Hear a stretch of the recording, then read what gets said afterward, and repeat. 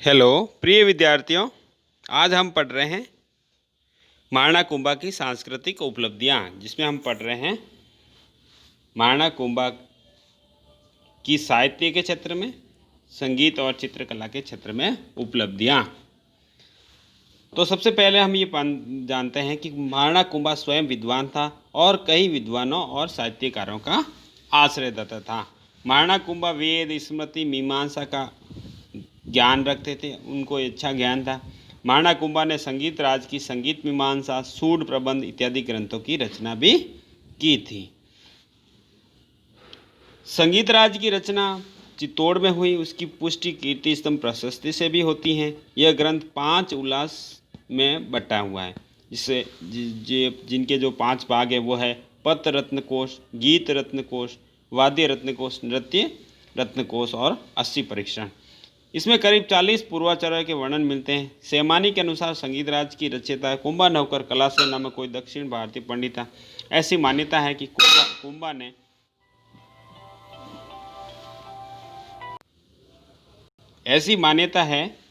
कुंभा ने जयदेव कृत रचित गीत गोविंद की रसिक प्रिया टीका लिखी और संगीत रत्नाकर की टीका भी लिखी। यानी जो गीत गोविंद की रचना जयदेव ने की थी, उस पर महाराणा कुंभा ने रसिक प्रिया नाम से टीका लिखी और संगीत रत्नाकर की भी टीका लिखी। चंडी शतक की व्याख्या भी की। कुंभा की गीत गोविंद की टीका की सबसे बड़ी विशेषता यह है कि इसमें प्रथम बार पदों को गाए जाने वाले विभिन्न रागों को निश्चित किया गया। इसी प्रकार सूड प्रबंध और चंडी शतक भी महत्वपूर्ण ग्रंथ हैं। इनको देखने से विदित होता है कि इनकी शैली व गीत गोविंद की रसिक प्रिया की शैली में बड़ा अंतर है। संगीत रत्नाकर, वाद्य प्रबंध आदि ग्रंथ भी बड़े महत्वपूर्ण हैं। कुंभा ने कामराज, रतिसार और रसिक प्रिया के पूरक ग्रंथ सुधा प्रबंध की भी रचना की है। इसके अतिरिक्त वह 4 नाटकों के रचयिता भी था, जिसमें उसने महाराणा कुंभा ने मेवाड़ी, कर्नाटी और मराठी भाषाओं का प्रयोग किया है। उसे नाट्य शास्त्रों का भी अच्छा ज्ञान था। वाद्य यंत्रों का भी उसे काफ़ी अच्छी जानकारी थी। वह उन्हें बजाने में भी निपुण था। एक लिंग महात्म्य से ज्ञात होता है कि कुंभा वेद, शास्त्र, उपनिषद, मीमांसा, स्मृति, राजनीति, गणित, न्यायकरण और तर्कशास्त्र का अच्छा ज्ञाता था और विद्वान था। ये तो हुई महाराणा कुंभा के साहित्य अनुरागी, यानी वह स्वयं साहित्य का अच्छा जानकार था। अब आता है महाराणा कुंभा ने कई साहित्यकारों को आश्रय दिया था। विद्वान शासक ने अनेक विद्वानों को अपने यहाँ आकर्षित किया, जिसके परिणाम स्वरूप मेवाड़ का महत्व बढ़ गया। दरबार के विद्वानों में सबसे प्रमुख नाम आता है अत्रि का। वह एक विद्वान परिवार से आया हुआ था। वह न केवल एक अच्छा आलोचक ही था, अपितु उसे मीमांसा, न्याय और वेदांत का गहन अध्ययन भी था। कीर्ति स्तंभ प्रशस्ति के लेखन का उत्तरदायित्व उसी को सौंपा गया था, परंतु उसकी आयु अधिक होने से यह काम उसके पुत्र महेश ने पूरा किया। यानी पहला नाम आता है अत्रि का। अत्रि ने कीर्ति स्तंभ प्रशस्ति लिखी और उसकी जब मृत्यु हो गई तो उसके बाद उसके पुत्र महेश ने इस कीर्ति स्तंभ प्रशस्ति को पूरा किया। दूसरा महत्वपूर्ण विद्वान था मंडन। कौन था? मंडन। इसके अलावा प्रमुख कवि कान्हा व्यास ने भी उसके दरबार में था, जिसने एकलिंग महात्म्य की रचना की। सकल कीर्ति का अन्य विद्वान था, जो संस्कृत का पंडित था। उसने 28 ग्रंथ संस्कृत भाषा में और 6 ग्रंथ स्थानीय भाषा में लिखे। मंडन ने भी अनेक ग्रंथ लिखे, जिसमें प्रमुख है प्रसाद मंडन, अभी भी उपलब्ध हैं।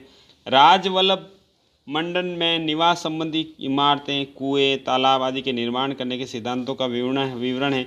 इसी प्रकार मंडन के ग्रंथ देवता मूर्ति प्रकरण और रूप मंडन में मूर्तियां बनाते समय किन नियमों का ध्यान रखना चाहिए, इसका वर्णन है। वास्तु मंडन में निर्माता के लिए निर्माण नियमों का वर्णन है। मंडन का ही एक भाई नाथा ने वास्तु मंजरी की रचना की और मंडन के पुत्र गोविंद ने उदार धोरणी, कला निधि और द्वार दीपिका ग्रंथों की रचना की। अनेक जैन संतों ने भी मेवाड़ के साहित्य विकास में अभूतपूर्व योगदान दिया।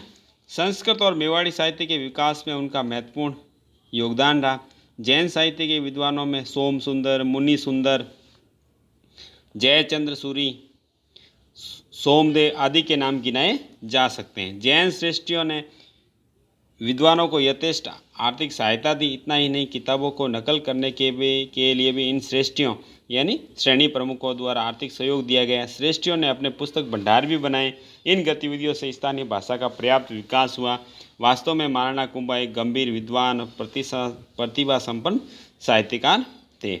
अब आता है महाराणा कुंभा की संगीत और चित्रकला में उपलब्धियाँ। कुंभा के काल में संगीत और चित्रकला के क्षेत्र में भी आशातीत प्रगति हुई। वह स्वयं अपने समय का महान संगीतज्ञ था। उसने संगीत के नियमों और संगीत कला का पर्याप्त ज्ञान था। उसने संगीत पर 3 ग्रंथ भी लिखे। स्पष्ट है कुंभा को संगीत से अत्यधिक प्रेम था। वह अतः निश्चित ही उसके समय में संगीतज्ञों को काफ़ी प्रश्रय मिला था।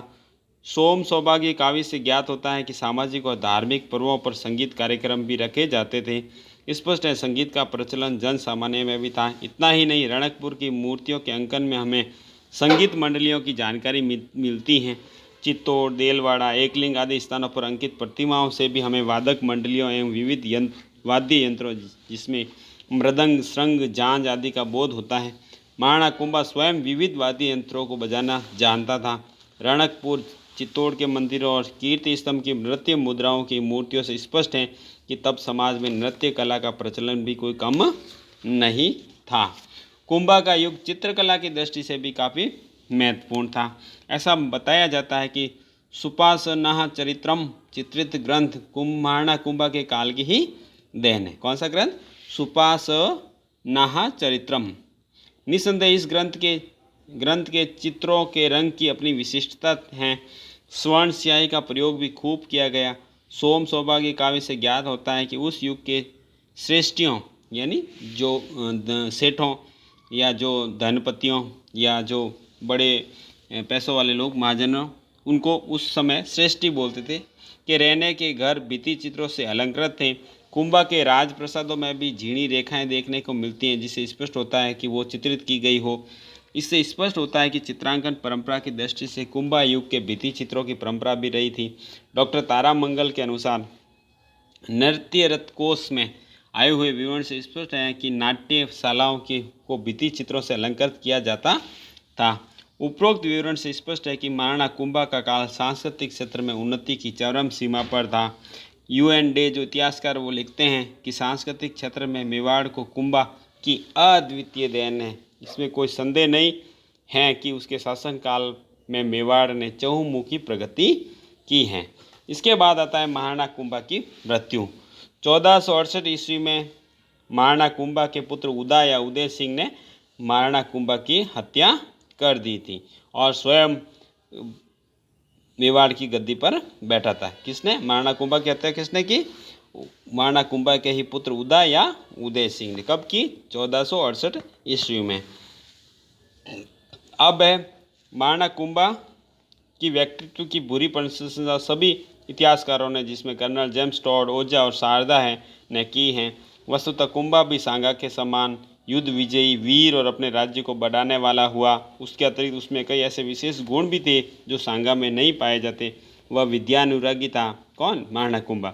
विद्वानों का सम्मान करता था, साहित्य प्रेमी था, संगीत का आचार्य था, नाट्य कला में कुशल था, कवियों का शिरोमणि था, अनेक ग्रंथों का रचयिता था, वेद, स्मृति, दर्शन, उपनिषद और व्याकरण आदि का विद्वान था, संस्कृत आदि भाषाओं का ज्ञाता था, शिल्प का पूर्ण अनुरागी था तथा उसे विशेष परिचित था। वह प्रजापालक और सब मतों को समदृष्टि से देखता था। वह शरीर का हष्टपुष्ट और राजनीति और युद्ध कला विद्या में बड़ा कुशल था। वास्तव में कुंभा ने अपने युद्ध नीति, कूटनीति और दूरदर्शिता से मेवाड़ को महाराज्य बना दिया था। इसके बाद आती है वह स्थिति महाराणा कुंभा के पश्चात मेवाड़ की स्थिति क्या रही।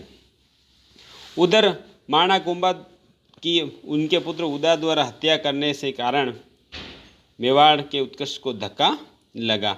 अगले 5 वर्षों तक मेवाड़ की दशा बड़ी दयनीय रही। तब हत्यारे को शासक के रूप में कोई भी जनता स्वीकार करने को तैयार नहीं थी। मेवाड़ में उदय और उनके भाइयों के बीच एक रक्तपूर्ण उत्तराधिकार संघर्ष प्रारंभ हुआ, जिसमें अंततः उसका भाई उदय का भाई रायमल गद्दी को प्राप्त करने में सफल हुआ। उदय सिंह अपने पुत्रों सहित सोजत बीकानेर ठहरता हुआ अपना राज्य पुनर्प्राप्त करने के लिए मालवा के सुल्तान के पास सहायता के लिए पहुंचा।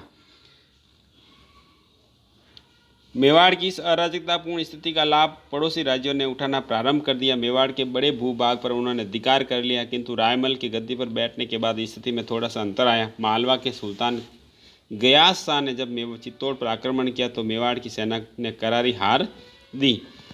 वहाँ असफल हो जाने पर सुल्तान गयास शाह ने मांडलगढ़ पर आक्रमण किया, किंतु उधर भी मालवा के सैनिकों को काफ़ी हानि हुई और वह बहुत दूर तक मेवाड़ की सेना ने पीछा किया। इन दो महान सफलताओं ने डॉक्टर दशरथ शर्मा के अनुसार मेवाड़ को सुरक्षित कर दिया और रायमल ने सैनिक व शक्ति व कूटनीतिज्ञता के आधार पर मेवाड़ की स्थिति को सुदृढ़ करना प्रारंभ किया।